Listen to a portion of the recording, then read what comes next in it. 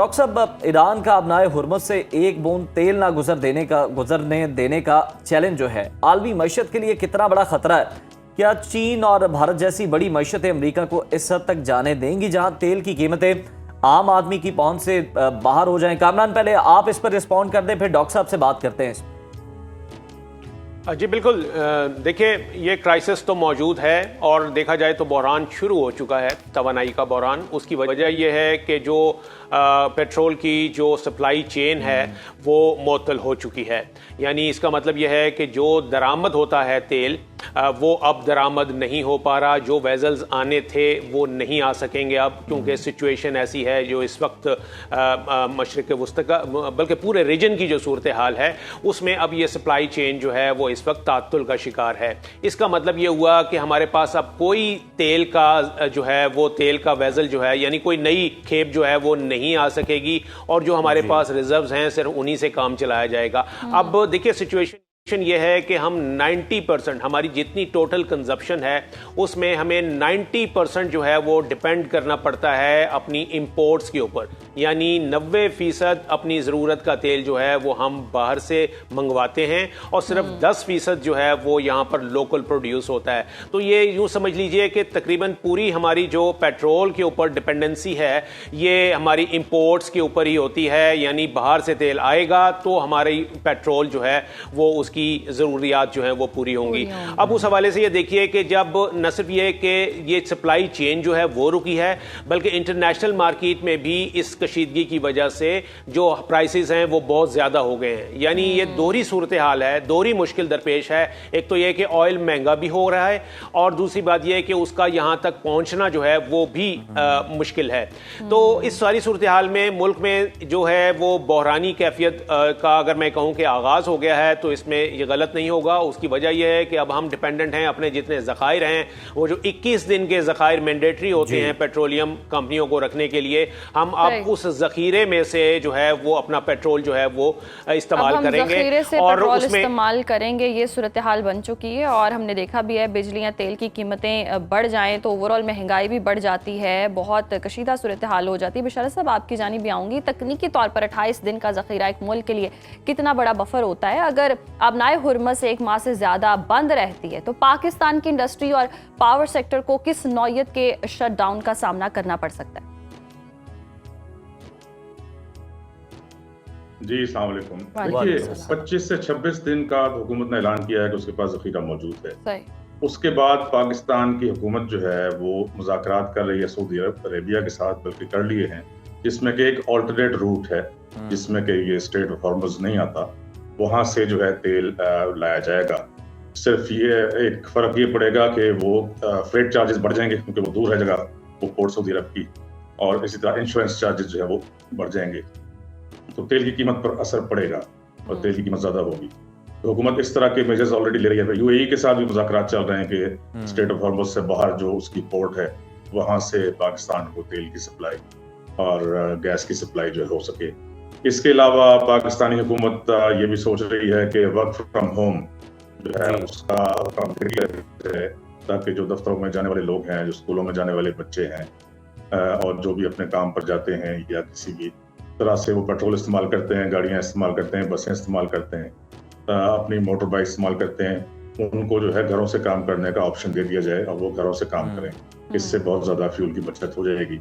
پھر حکومت نے یہ بھی کیا ہے کہ صنعتوں کو جو ہے، دیکھیں ابھی جو ہماری سب سے زیادہ اس وقت گیس کی کھپت ہوتی ہے وہ ہے فرٹیلائزر کی صنعت میں، تو فرٹیلائزر کی صنعت کو گیس جو ہے اب کم کر دی گئی ہے، بلکہ بند کر دی گئی ہے، اور وہ جو ہے جس کو ایل این جی سے سپلائی ہو رہی تھی وہ تو بالکل بند ہو گئی ہے۔ تو وہ اس طریقے سے کر کے گھروں کو گیس دی جائے گی جو کہ ہماری انڈیجینس جو پیداوار ہے جسے ہم نیچرل گیس کہتے ہیں، جسے سوئی گیس بھی کچھ لوگ کہتے ہیں، وہ جو ہے نیچرل گیس سے جو پاکستان میں پیدا ہوتی ہے کوشش کی جائے گی حکومت کی کہ اس سے سپلائی دی جائے گھروں کو کم سے کم۔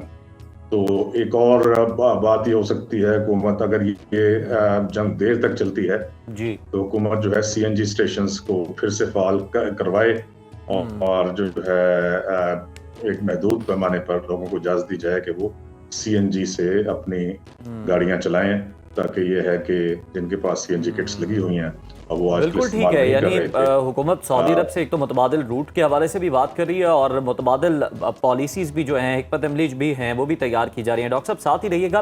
कामरान, आपकी जानिब आएंगे कि इस्लामाबाद के हवाले से आपकी बड़ी गहरी नज़र होती है मामलात पर। ये बताइएगा कि वज़ीर ख़जाना ने तो कह दिया कि घबराने की ज़रूरत नहीं, लेकिन बंद कब्रों के इजलासों में इस वक्त तशवीश की लहर किस हद तक है? क्या हुकूमत तैयार है या हम सिर्फ वक्ती तौर पर हालात को टाल रहे हैं और ये अंदाजे लगा रहे हैं कि जनाब इतनी लंबी ये जंग नहीं चलेगी? जी देखिए, वज़ीर ख़जाना से आज भी पार्लियामेंट हाउस में उनसे उन्होंने मीडिया से बात की और इसी हवाले से, इसी क्राइसिस के ऊपर उनसे सवाल पूछा गया तो उनका यह कहना था कि जी हम सूरत हाल पर नज़र रखे हुए हैं और इस हवाले से एक बाकायदा पॉलिसी बनाई जाएगी जिसमें पेट्रोल की जो कंजप्शन है उसको कम करने के लिए इक़दाम भी किए जाएंगे। उनका यह कहना था कि रोज़ाना हम 2 बजे ये इजलास होता है, उसमें जो जितने भी स्टेक होल्डर्स हैं वो शामिल होते हैं और उस हवाले से सूरत हाल को बाकायदा इसको रखा जा रहा है, इसके ऊपर नज़र रखी जा रही है। लेकिन उसमें जो एक सबसे बड़ा जो चैलेंज इस वक्त फौरी तौर पे दरपेश है वो ये है पेट्रोलियम की, यानी पेट्रोल की ज़ख़ीरा अंदोज़ी का। उसकी वजह यह है कि इंटरनेशनल मार्केट में पेट्रोल की कीमतें बढ़ने के बायस अब हुकूमत को भी पेट्रोल की कीमत जो है वो बढ़ानी पड़ेगी। इस हवाले से हमारे ज़राए का यह कहना है कि एक समरी जो है वो तैयार हो चुकी है और वो वज़ीर आज़म को भेजी जाएगी अप्रूवल के लिए। वज़ारत पेट्रोलियम जो है ये इसकी पेट्रोल की कीमत जो है वो 20 से 25 रुपए फ़ी लीटर बढ़ा रहा है। इतना बड़ा जंप जो है वो अगर एक्सपेक्ट किया जाए तो ऐसी सूरत में फिर पेट्रोलियम कंपनियां भी और पेट्रोल पंप मालकान जो हैं और जो दीगर इससे जुड़े हुए, इस बिजनेस से जुड़े हुए जो स्टेक होल्डर्स हैं, जारी है। कामरान लिए... साथ ही रहेगा। अच्छा बशारत साहब, मुआशी बहरान हमेशा सियासी अदम इस्तेहकाम लाता है। अगर तेल की कीमतों में अचानक 50 या 100 रुपए का इजाफा करना पड़ा तो क्या मौजूदा सियासी सेटअप इस अवामी दबाव को झेल पाएगा? आपको हुकूमत के कदम जो है वो उखड़ते हुए नजर आ रहे हैं? देखिए, एक तो हमें जो है मीडिया के जरिए इस तरह की खबर नहीं देनी चाहिए कि 50 रुपए या 100 रुपए बढ़ जाएगी, क्योंकि इससे जो है ज़ख़ीरा अंदोज़ वो फिर दबा कर बैठ जाएंगे और वो बेचेंगे नहीं। उन्हें ये लगेगा कि जो हमारे पास ज़ख़ीरा है ये हमारा 50 या 100 रुपए फ़ी लीटर ज़्यादा में बिकेगा। वो अभी तक कोई फैसला इस सर, वो तो हम 300 रुपए तक भी देते रहे लेकिन हमें फर्क नहीं पड़ा, आवाम आदी है।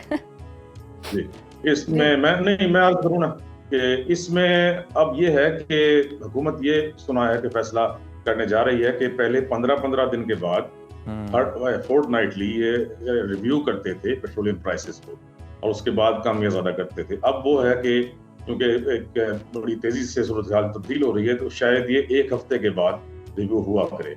कीमतें तो बढ़नी है, इसमें कोई शक नहीं है, लेकिन यह है कि ये ज़ख़ीरा अंदोज़ों को जो है ना हुकूमत को काबू करना पड़ेगा कि ये ना हो कि मुल्क में पेट्रोल और डीजल मिलना बंद हो जाए, जिससे कि एक बहुत बड़ा जो है बहरान आ सकता है।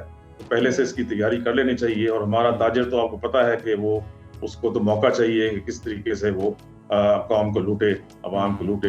अवाम को भी चाहिए कि वो इस तरह का कोई पैनिक पैदा ना करें और जाकर हर आदमी जो है अपने टैंक को फुल करवाने की कोशिश ना करे। देखें आगे सूरत हाल किस तरफ जाती है। हाँ, ये जरूर है कि इंटरनेशनल मार्केट्स में जो 73 रुपीज पर बैरल था वो तेल, वो जो है बिल्कुल इंटरनेशनल मार्केट के अंदर भी जो कीमतें हैं वो बढ़ सकती हैं। बहुत शुक्रिया डॉक्टर बशैन साहब और ब्यूरो चीफ इस्लामाबाद कामरान खान हमारे साथ मौजूद थे।